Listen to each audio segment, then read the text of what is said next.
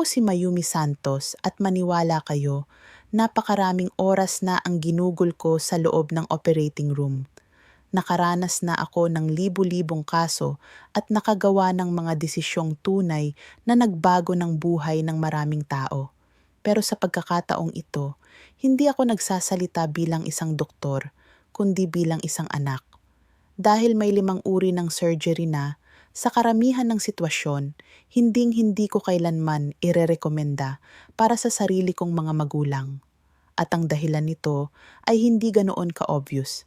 Hindi lang ito usapin ng kanilang kalusugan, kundi tungkol sa isang tahimik na bitag na unti-unting nag-a-activate pagkatapos ng edad na 65. Kilala ko ang operating room na parang palad ng aking kamay. Alam ko kung gaano kalaki ang kabutihang maaaring maidulot nito. Kayang alisin ang sakit, itama ang problema, at sa maraming pagkakataon, iligtas pa ang buhay. Pero nakita ko rin kung paano ang mga prosedurang itinuturing na madali lang para sa mga taong nasa edad 40 ay nagiging napakalaking hamon para sa mga taong lampas na sa 65. Ang risk ay hindi lang basta dumodoble o nagtitriple. Sa maraming kaso, ito ay biglang tumataas ng sobra. At nangyayari ito kahit pa ang mga magulang ninyo ay kayang tumakbo ng marathon sa edad na 70 o kahit yung iba naman ay hirap ng tumayo mula sa sofa ng walang tulong. Sa video na ito, gagawin ko ang isang bagay na kakaunti lamang ng mga doktor ang may lakas ng loob na gawin.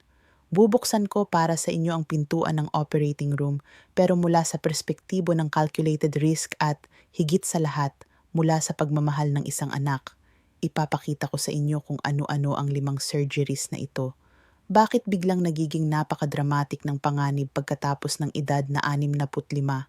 At higit sa lahat, ibabahagi ko sa inyo ang mga ligtas at epektibong alternatives na kasalukuyang available. Mga alternatibong ako mismo ang tinatalakay sa aking mga pasyente at mga opsyong pipiliin ko muna para sa sarili kong pamilya bago ko pa man isipin ang bisturi. Dahil minsan, ang pinakamagandang surgery ay yung naiwasan natin. Manatili kayo hanggang dulo dahil ang impormasyong ito ay maaaring maging dahilan ng pagkakaiba sa pagitan ng isang malusog na pagtanda at ng sunod-sunod na komplikasyon. Bago tayo dumiretso sa listahan, kailangan muna ninyong maunawaan ang isang konsepto na para sa mga geriatrician at surgeon ay mas mahalaga pa minsan kaysa mismong edad. Ito ay ang frailty. Kalimutan muna natin ang numerong nakalagay sa ID o sa birthday ninyo. Ang frailty ay isang medical term na sumusukat kung gaano kalaki ang reserve ng katawan ninyo kapag humaharap ito sa matinding stress gaya ng surgery. Isipin ninyo ang katawan ninyo na parang isang battery. Noong bata pa kayo, halos 100% ang laman nito. Kahit magpuyat kayo, ma-stress, o mapagod ng husto, paggising ninyo kinabukasan ay parang bago ulit. Habang tumatagal ang mga taon, unti-unting bumababa ang reserve na iyon. Maaaring nasa 70% na lang, o minsan mas mababa pa. Sa araw-araw, maayos pa rin ang takbo ng buhay ninyo. Nakakagalaw, nakakapag-isip, nakakakilos ng normal. Pero kapag bigla ninyong hinarap ang napakalaking energy expense tulad ng isang major surgery, may posibilidad na tuluyang maubos ang laman ng battery na yon. Ang frailty ay hindi laging halata sa panlabas. Sinusukat namin ito gamit ang mga simpleng test tulad ng lakas ng paghawak ng kamay o bilis ng paglalakad. May mga taong 75 taong gulang na sobrang lakas at tibay pa rin, habang may iba naman na 68 pa lang ay frail na. At ito ang napakahalagang punto. Ang frailty ay mas mahusay na predictor ng post-operative complications kaysa sa edad mismo. Dito pumapasok ang mga problema gaya ng post-operative delirium, yung nakakatakot na pagkalito pagkatapos ng anesthesia, mga impeksyon, pagkawala ng muscle na nagiging dahilan para manatili ang pasyente sa kama, at mga recovery na tila walang katapusan. At dito tayo dadako sa pangalawang napakahalagang punto, ang malaking kaibahan sa pagitan ng planned surgery at emergency surgery. Ang planned o elective surgery ay nagbibigay sa atin ng oras. May pagkakataon tayong suriin ng mabuti ang pasyente, i-optimize ang kanyang kalusugan, at pag-usapan ng maayos ang lahat ng options. Samantalang, ang emergency surgery ay parang paglapag ng eroplano sa isang maaraw at kalmadong araw kumpara sa paglapag nito sa gitna ng isang malakas na bagyo. Ang mortality rates at ang dami ng komplikasyon sa emergency surgeries para sa mga taong lampas 65 ay astronomically na mas mataas. Kung may isang bagay na gusto kong talagang tandaan ninyo mula sa video na ito na iyon.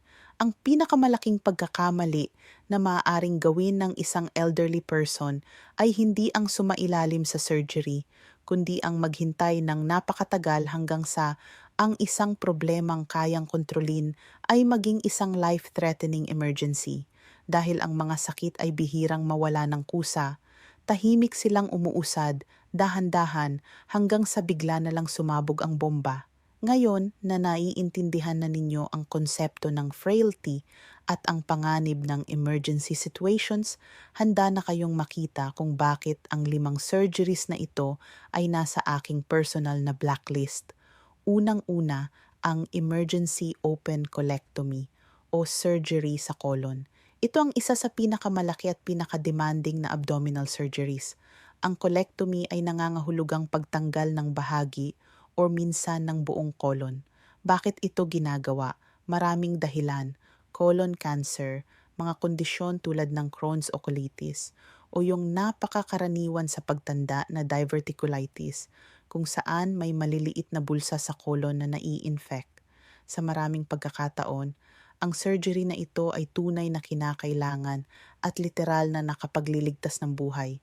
Ang problema ay hindi ang mismong operasyon, kundi kung kailan ito ginagawa at paano ito isinasagawa. Para sa mga taong 65 pataas, dito pumapasok ang nakatagong panganib. Ang isang planned colectomy na ginagawa sa tamang oras gamit ang laparoscopic technique at maliliit na hiwa ay karaniwang may mas manageable na risks. Ngunit kapag ito ay nauwi sa isang emergency open surgery, doon nagsisimulang tumaas ng husto ang peligro. Ang tunay na sakuna ay nangyayari kapag ang sitwasyon ay nauuwi sa emergency. Isipin natin na isa sa mga diverticula ay biglang nag-perforate o kaya naman ang isang tumor ay tuluyang nagbara sa bituka. Ang laman ng bituka na puno ng bakterya ay kumakalat sa loob ng abdomen at nagdudulot ng peritonitis, isang napakalala at nakamamatay na impeksyon. Sa ganitong sandali, ang pasyente ay dumarating sa emergency room na may matinding sakit at nasa estado ng shock. Wala ng oras para sa maayos na paghahanda. Kailangang buksan ng buo ang tiyan, linisin ang matinding kontaminasyon, at tanggalin ang sirang bahagi ng colon. Para sa isang elderly adult, ito ay parang lindol sa katawan. Ang mga numero at statistics ay literal na nakakapagpa-freeze ng dugo. Ang mortality rate sa high-risk emergency surgeries ay maaaring lumampas sa 7% kahit sa mga hindi pa itinuturing na frail.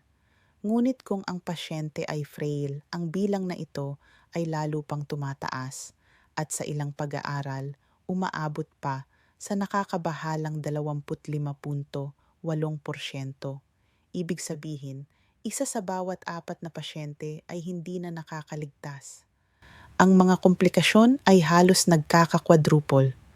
Hindi kinakaya ng katawan ang dobleng suntok ng matinding impeksyon at isang sobrang brutal na operasyon. Naalala ko si Mang Roberto, 78 taong gulang, aktibo, mahilig mag-alaga ng halaman at regular na nakikipaglaro ng baraha. Ilang buwan na siyang nakakaranas ng kakaibang discomfort sa tiyan, paminsan-minsang constipation, minsan naman ay diarrhea at may kaunting dugo sa dumi. Inisip niya na normal lang ito at bahagi ng pagtanda. Pinipilit siya ng pamilya na magpatingin pero pinabayaan niya. Isang gabi, naging hindi na matiis ang sakit. Dumating siya sa emergency room na matigas na parang bato ang kanyang tiyan. Mayroon pala siyang perforated colon cancer. Nakaligtas siya sa operasyon, pero napakalaki ng naging kapalit. 3 linggo siyang nasa ICU, nagka-pneumonia, tuluyang nawala ang kanyang muscle mass at nauwi sa pagkakaroon ng colostomy bag. Ang independenteng lalaking pumasok sa ospital ay hindi na kailanman nakabalik sa dati. Pumanaw siya makalipas lamang ang ilang buwan. Ang nakakalungkot, kung nakita lang sana natin ang cancer na yon 6 na buwan nang mas maaga gamit ang isang simpleng colonoscopy, ibang-iba sana ang naging kwento. At dito pumapasok ang ligtas at napaka-epektibong alternatibo, prevention. Ang colonoscopy ay dapat ituring na pinakamatalik ninyong kaibigan. Mula edad 45 o 50 pataas, halos lahat ay dapat sumailalim dito.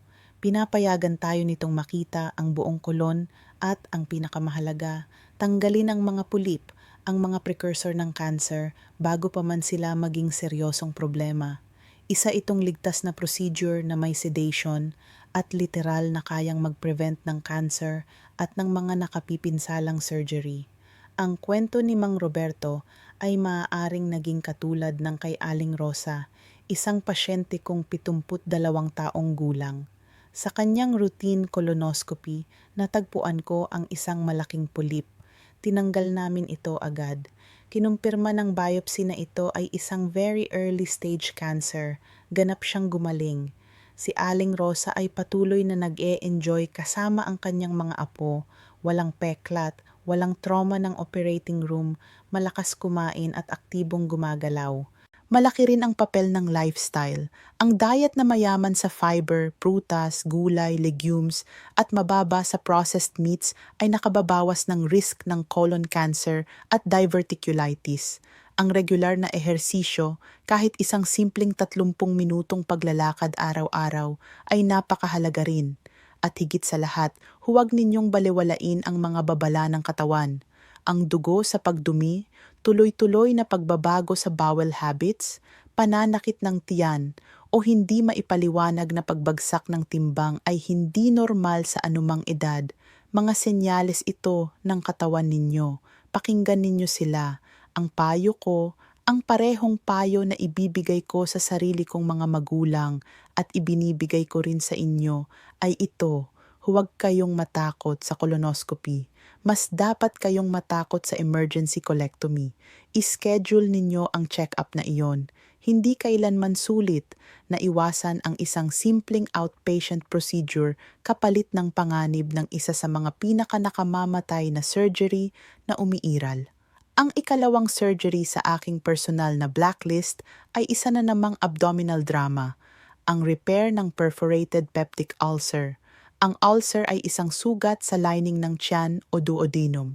Ang pangunahing sanhi nito ay ang bakterya na Helicobacter pylori at lalo na sa mga matatanda, ang pangmatagalang paggamit ng mga anti-inflammatory na gamot tulad ng ibuprofen, naproxen o aspirin para sa arthritis pain. Ang mga gamot na ito ay unti-unting sumisira sa protective barrier ng tiyan. Ang nakatagong panganib para sa mga edad 65 pataas ay ganito. Karamihan sa mga ulcer ay kayang gumaling gamit ang tamang gamot. Ngunit ang tunay na panganib ay lumalabas kapag ang ulcer ay hindi naagapan at biglang nagperforate sa pader ng tiyan.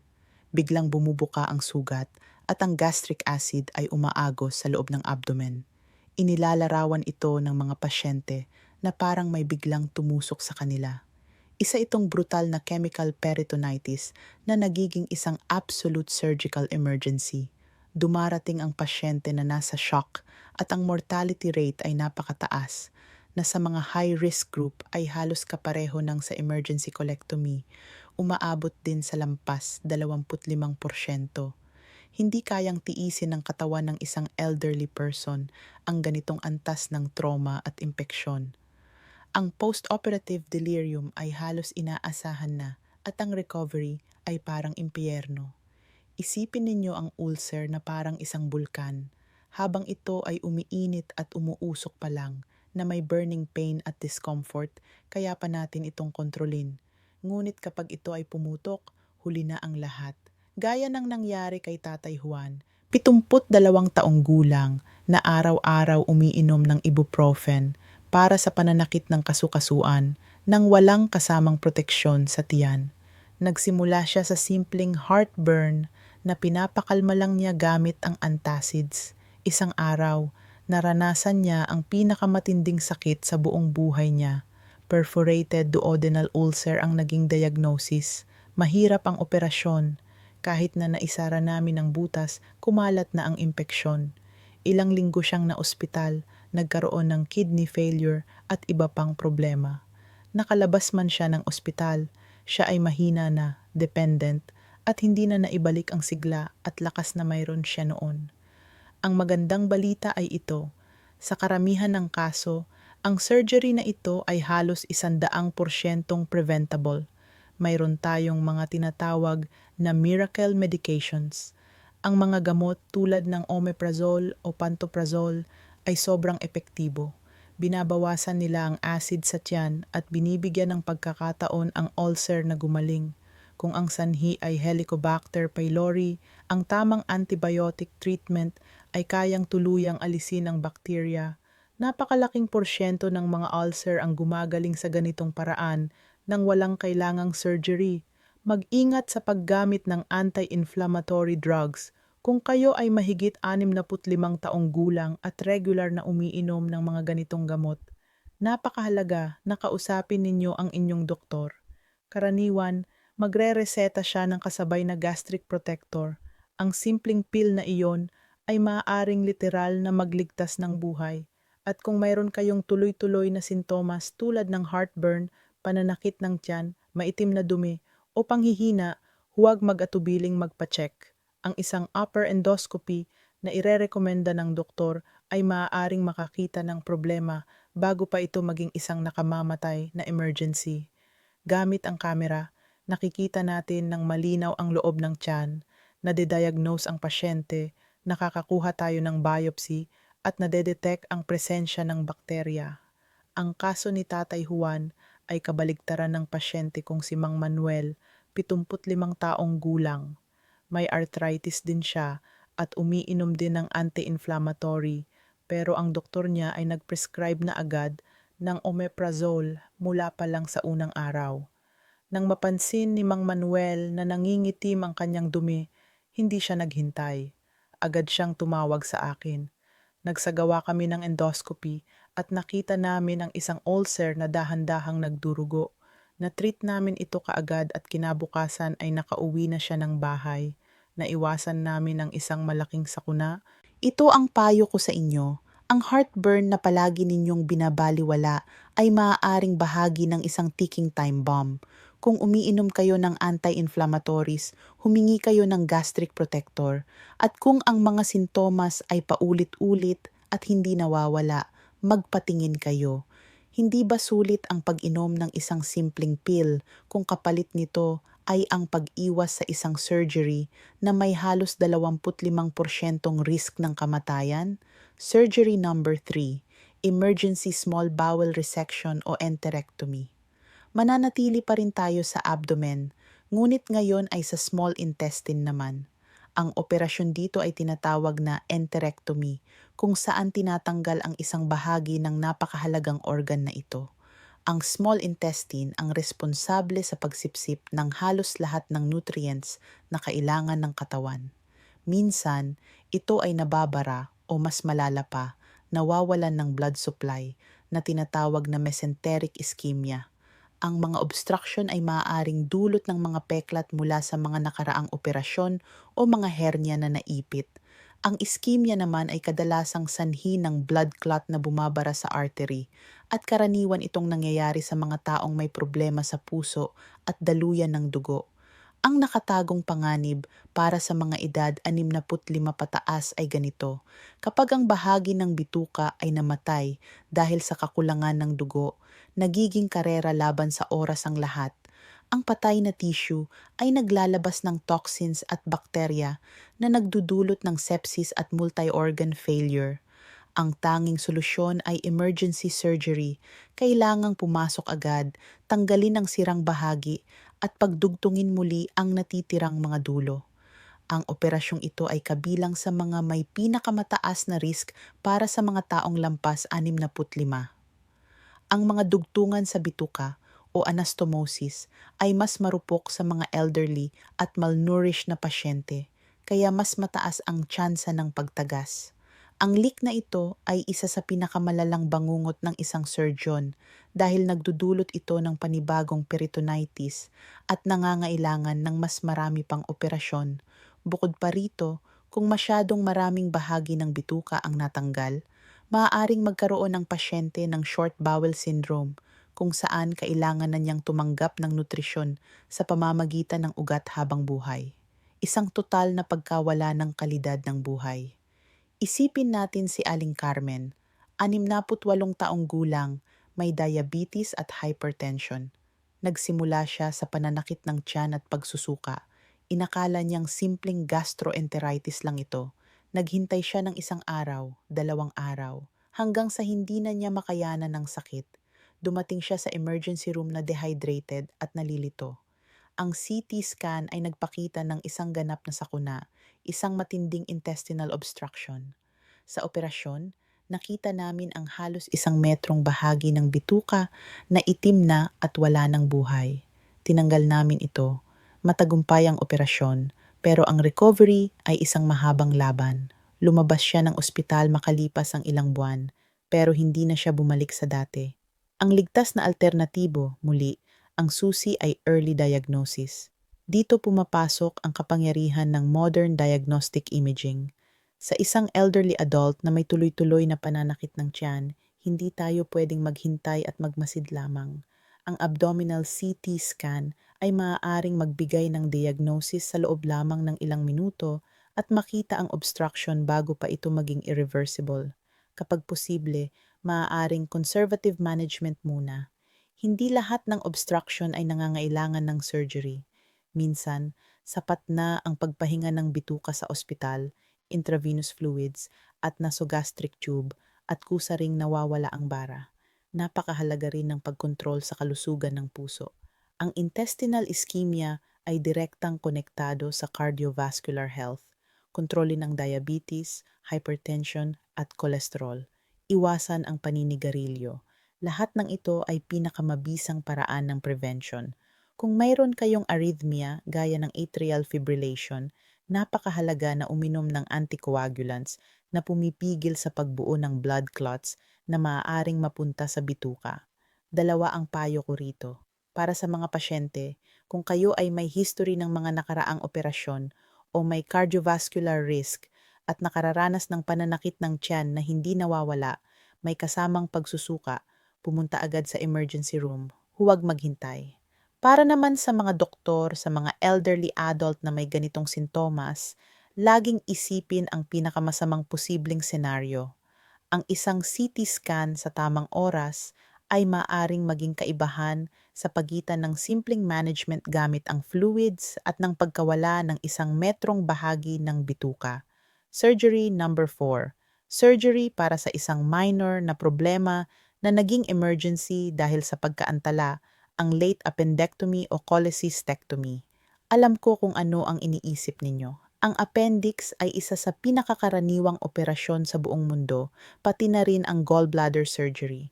Ang problema rito ay hindi ang operasyon mismo, kundi ang delay.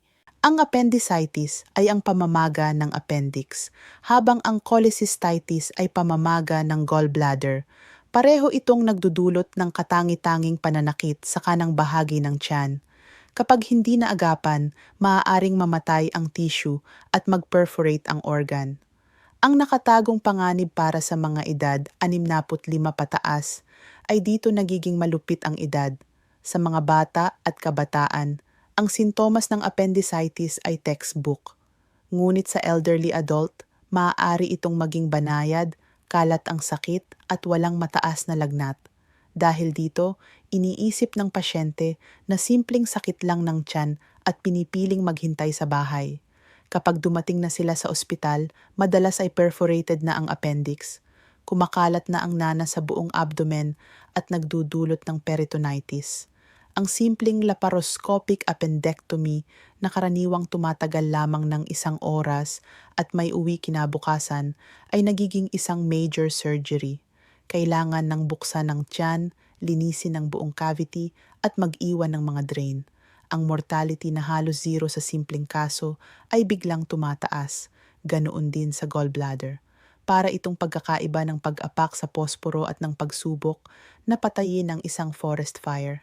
Naalala ko ang isang 80 taong gulang na babae na nakita ko noong residente pa lang ako. Nagsimula siya sa pananakit sa kanang bahagi ng tiyan, uminom ng painkiller at natulog.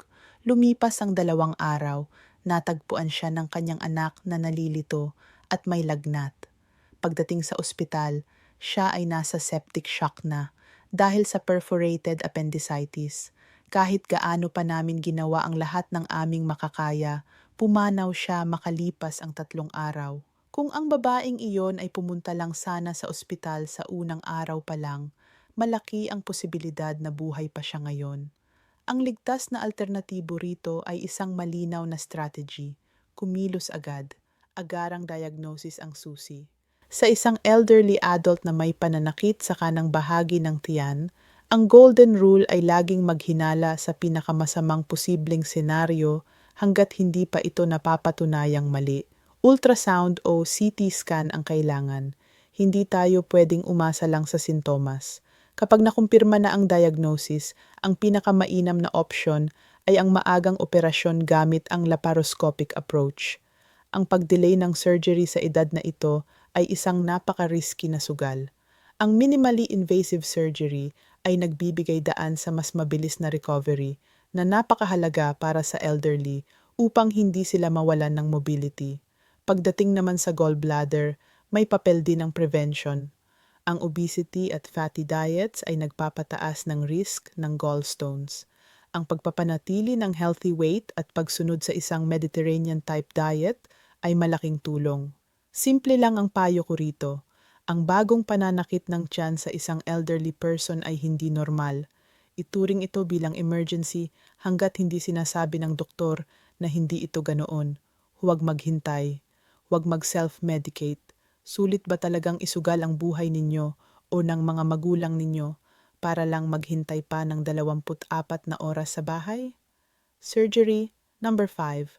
Major chest surgery o hip replacement nang walang sapat na paghahanda.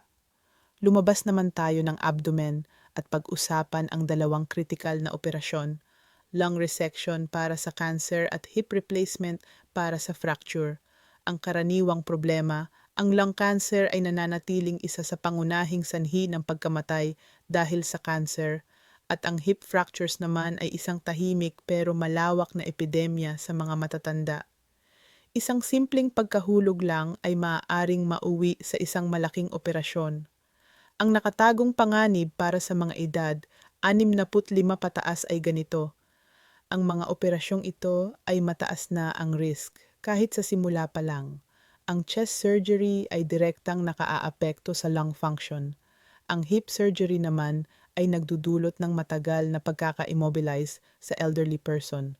Ang kombinasyon ng mga ito ay nagiging isang time bomb para sa mga pinakakinatatakutang komplikasyon, pneumonia, blood clots sa mga binti na maaaring umabot sa baga, pulmonary embolism at delirium. Ang hip fracture sa particular ay madalas maging isang turning point sa buhay ng pasyente. Nakakabahala ang mga numero. Depende sa dati ng kondisyon ng pasyente, hanggang 25% ng mga elderly ang namamatay sa loob ng unang taon matapos ang fracture. At marami sa mga nakaligtas ay hindi na kailanman nakakabalik sa dati nilang antas ng kasarinlan. Ang pag-opera sa dibdib o balakang ng isang elderly person nang walang tamang paghahanda ay parang pagpapadala ng sundalo sa digmaan ng walang training at walang bulletproof vest. Ngunit ang ligtas na alternatibo rito ay hindi ang pag-iwas sa surgery. Ang fracture halimbawa ay talagang kailangang operahan. Ang kailangang baguhin ay ang paghahanda. Dito pumapasok ang konsepto ng prehabilitation. Ang prehabilitation ay isang programa na nagsisimula ilang linggo bago ang planadong surgery. na ang layunin ay ilagay ang pasyente sa pinakamahusay na posibleng kondisyon para itong training ng isang atleta bago ang finals.